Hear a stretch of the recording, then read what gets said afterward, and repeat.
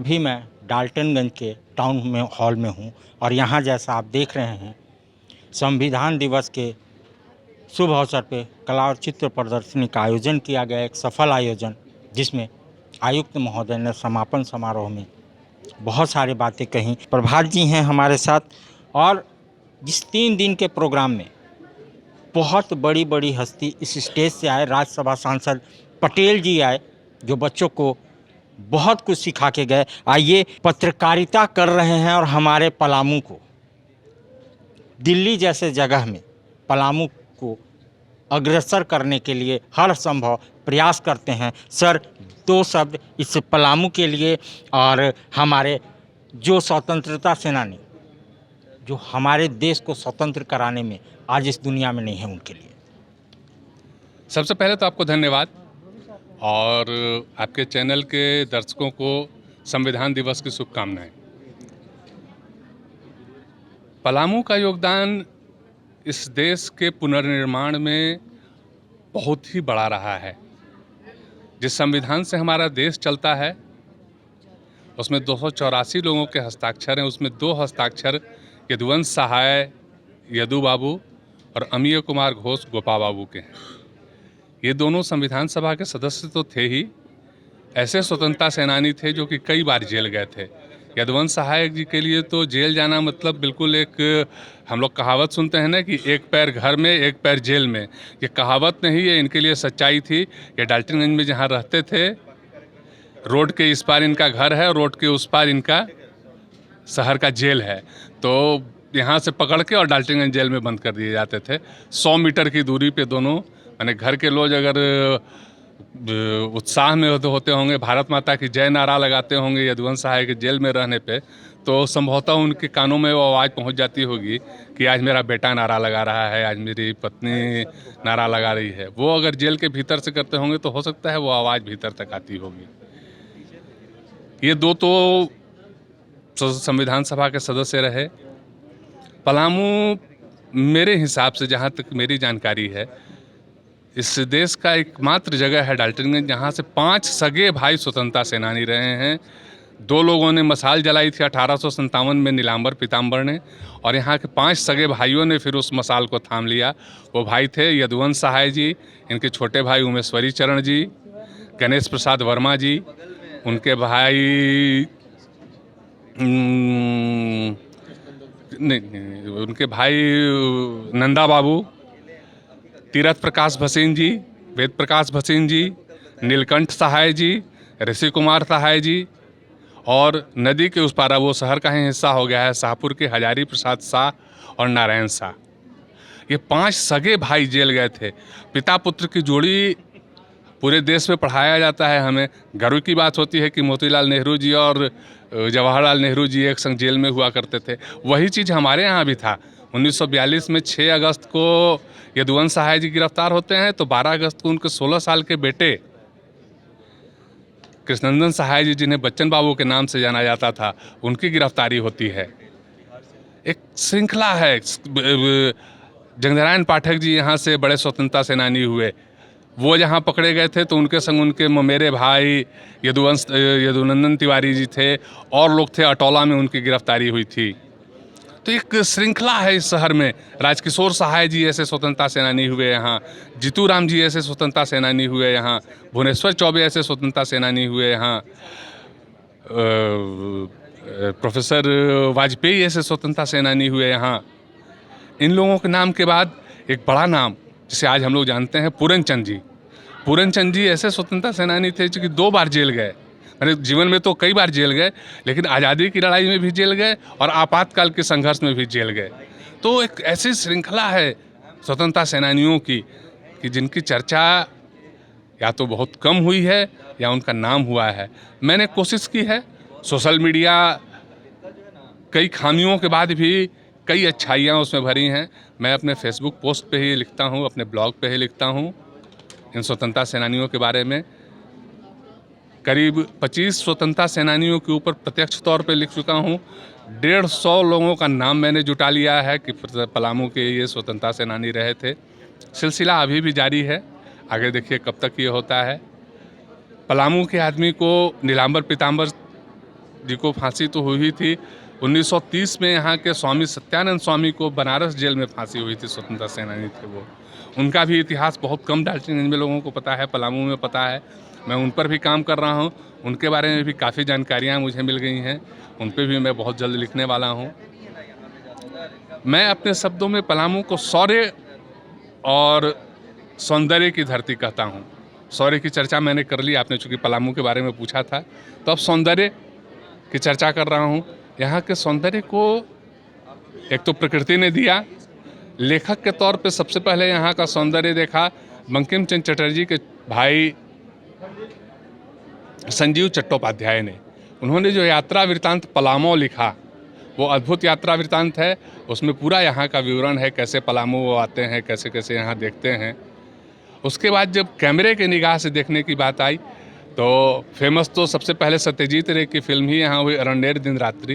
लेकिन उसके पहले भी यहाँ आज बेतला में जाना और उस जंगल में किला पे शूटिंग करना बहुत कठिन काम होता होगा।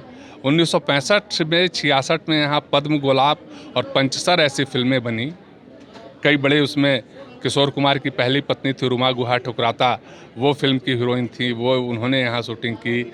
शर्मिला टैगोर सिम्मी अरण्येर दिन रात्रि में यहाँ आए, उनकी शूटिंग हुई। वो सिलसिला चलते रहा। बाद में फिर कई 3 फिल्में और यहाँ पे लोगों ने बनाई है। तो एक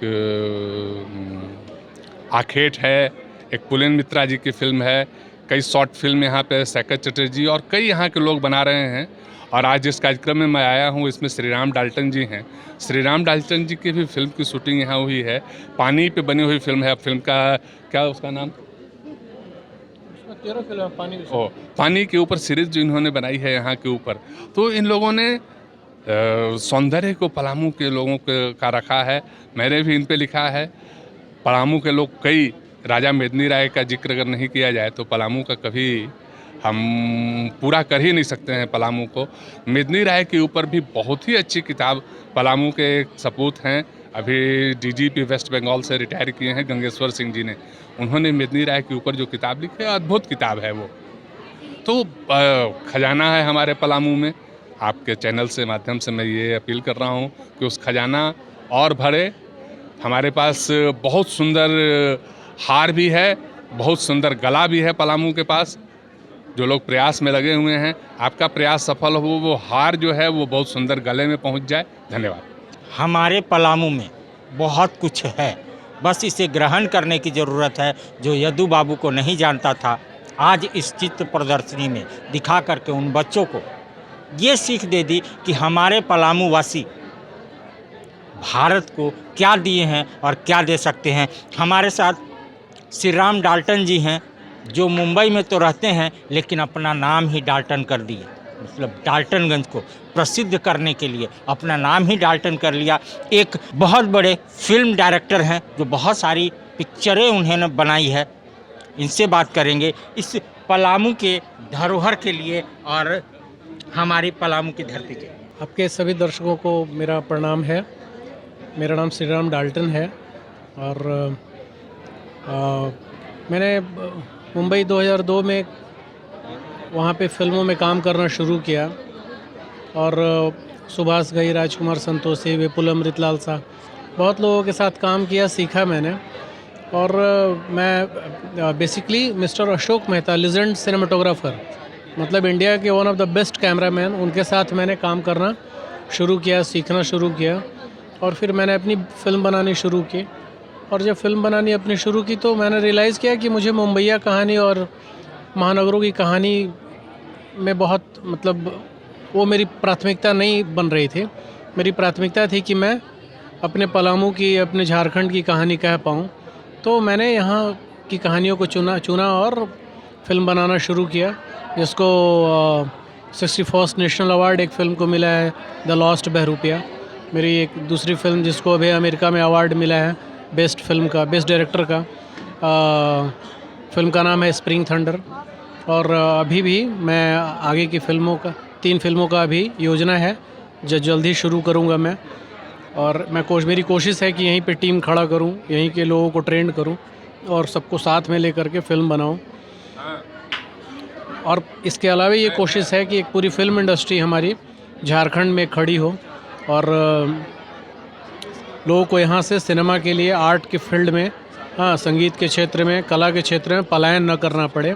वो यहीं पे आजीविका का साधन, हाँ, खुद लर्न करके तैयार कर पाएँ, सीख पाएँ और रोज़गार की तरह, हाँ, रोज़गार की तरह भी उसका इस्तेमाल करें और कला की साधना के बतौर भी इस्तेमाल करें।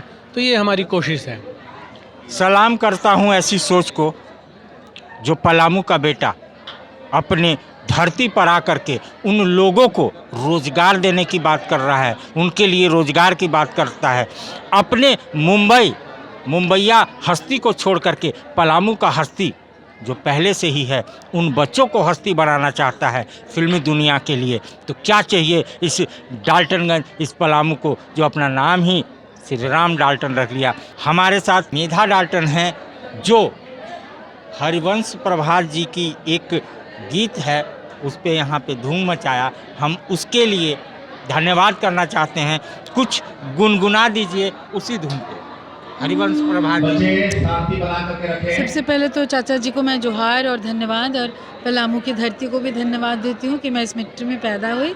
और मैं यही कहना चाहती हूँ सभी सुनने वाले भाई बहन से कि हमारे ही श्रम से बम्बई जैसे तमाम महानगर बनते हैं, तो हमारे शहर से मतलब हमारे श्रम से पलामू क्यों नहीं, झारखंड क्यों नहीं। और हमारा दुख भी है पलायन, तो हम इस बात को समझें और आज़ादी के अमृत महोत्सव में वाकई हम अमृत को ग्रहण कर सके अपने हर विधा में। तो जंगलों पहाड़ों का सिलसिला देख ले, जंगलों पहाड़ों का सिलसिला देख ले, रुक रुक परदेसी, रुक रुक परदेसी, पलामू जिला देख ले। तो पलामू में बहुत कुछ है देखने के लिए, जानने के लिए, जैसे कि राजा मेदनिया घर घर बाजे मथनिया, नीलांबर पीतांबर के गूंजे कहानियाँ, हमनी के गौरव पलामू किला देख ले, रुक रुक रुक रुक रुक रुक रुक रुक परदेसी, पलामू जिला देख ले। तो धन्यवाद और शुक्रिया, जोहार। ये हमारी मेधा डाल्टन थी जिनको मैं लॉकडाउन में सुनता था, आज मिला और मिलके बहुत खुशी हुई। और एक और खुशखबरी हमारे पलामू के लिए कि इन्होंने यहाँ पे हमारे जो बच्चे गीत संगीत के प्रेमी हैं उनको आगे बढ़ाने का ठाना है, हमारे पलामू को आगे बढ़ाने के लिए ठाना है।